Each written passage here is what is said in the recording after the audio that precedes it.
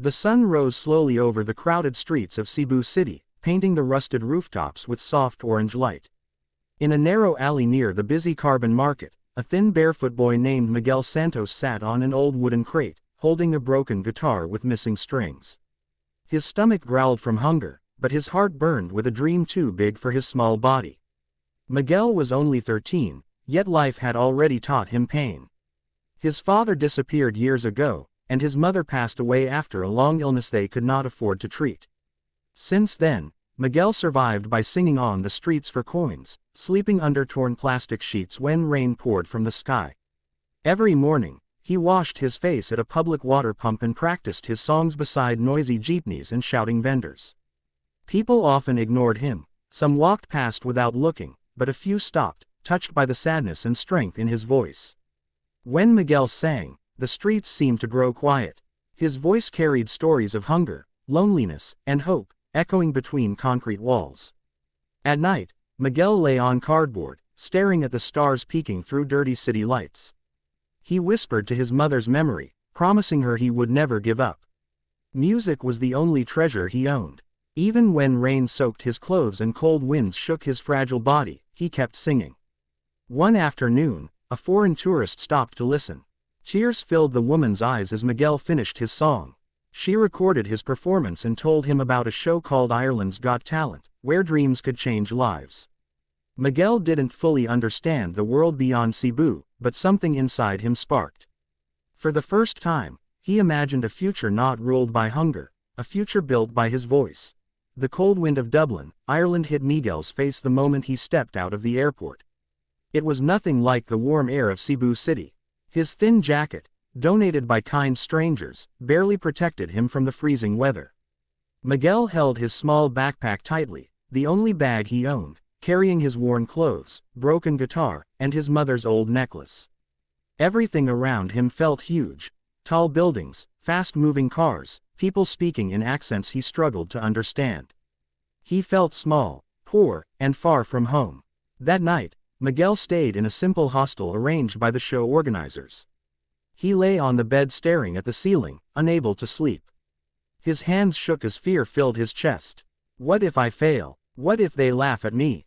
He whispered to himself. He pulled out the necklace and kissed it gently, closing his eyes and remembering his mother's voice telling him to be brave. The next morning, he arrived at the Ireland's Got Talent audition hall. Outside, long lines of contestants stretched across the building. Some wore expensive clothes, others practiced high notes confidently. Miguel stood quietly in a corner, holding his guitar close like a shield. His worn shoes and nervous eyes made him feel different from everyone else.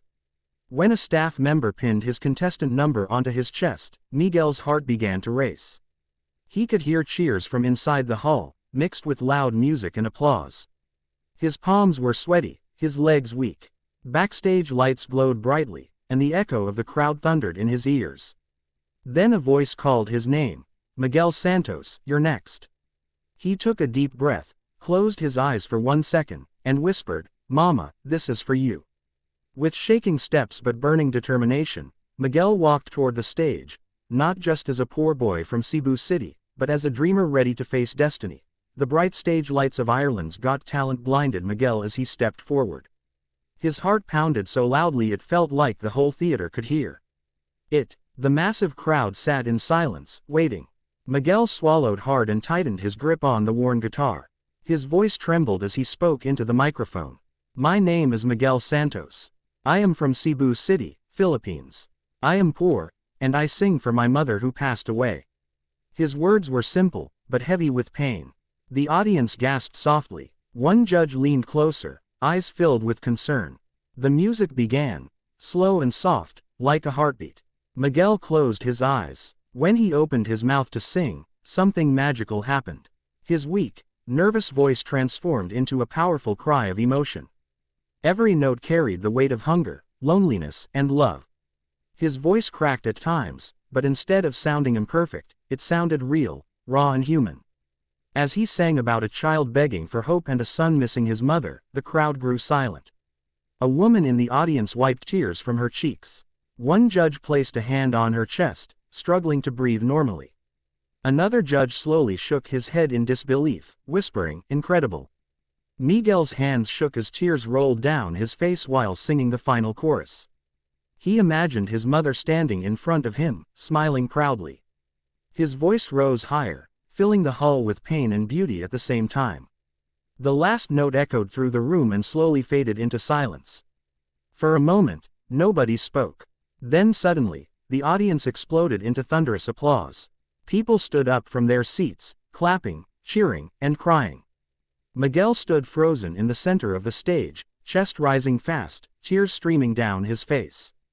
The poor boy from Cebu City had just turned his broken heart into a voice that moved thousands. The theater was still shaking from applause when the judges finally spoke. Miguel stood at the center of the stage, breathing heavily, his hands trembling, unsure what would happen next. His eyes were red from crying, yet they were filled with hope.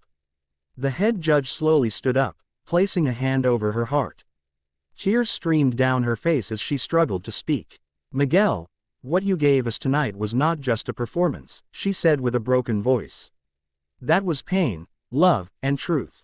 You made this entire room feel your story." The crowd applauded again, louder than before. Another judge wiped his eyes with a tissue and leaned forward. "I have judged thousands of singers," he said softly, "but I have never felt something this deep. You reminded us why music exists, to heal broken hearts." His voice cracked, and he paused, overwhelmed with emotion. The third judge stood up suddenly, clapping with tears falling freely. He walked closer to the golden button, looking at Miguel with shining eyes. "Young man," he said firmly, "you came here poor, nervous, and scared, but you are leaving this stage as a star." Without warning, he slammed the golden buzzer. A loud boom echoed through the hall as golden confetti exploded from above. The audience screamed in shock and excitement. Miguel's eyes widened in disbelief. He dropped his guitar, falling to his knees, covering his face with both hands as he cried uncontrollably. Golden lights rained over his fragile body, turning the poor boy from Cebu City into a symbol of hope. The judges rushed to the stage and hugged him tightly. One whispered, "Your mother would be so proud." Miguel sobbed harder, holding onto them like family he never had. As the crowd chanted his name, Miguel looked up at the falling gold and whispered, "Mama, I did it." In that moment, his life changed forever.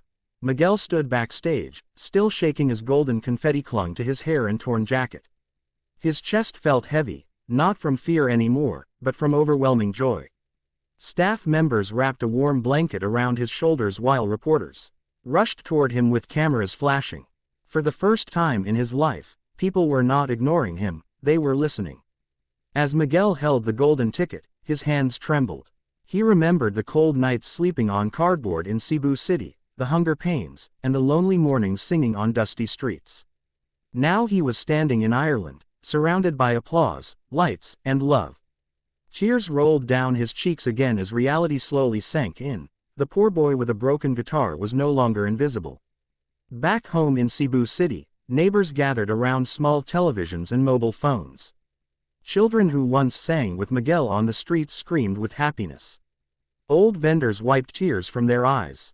Even strangers shared his video across social media. Within hours, millions of people around the world watched his performance. Comments poured in. "This boy changed my life, true talent has no borders, a real hero." Miguel received messages from charities, schools, and music teachers offering help. But the most powerful moment came when he looked up at the night sky outside the theater. He whispered softly, "Mama, I promised I would not give up." He felt peace in his heart, as if she was finally resting. Miguel made a promise to himself. He would use his voice not only for fame, but to help other poor children like him. He dreamed of building a small music school in Cebu City, where street kids could sing instead of beg. From hunger to hope, from pain to purpose, Miguel's broken heart had created a miracle. His journey had just begun, but the world would never forget the poor Filipino boy whose voice touched millions.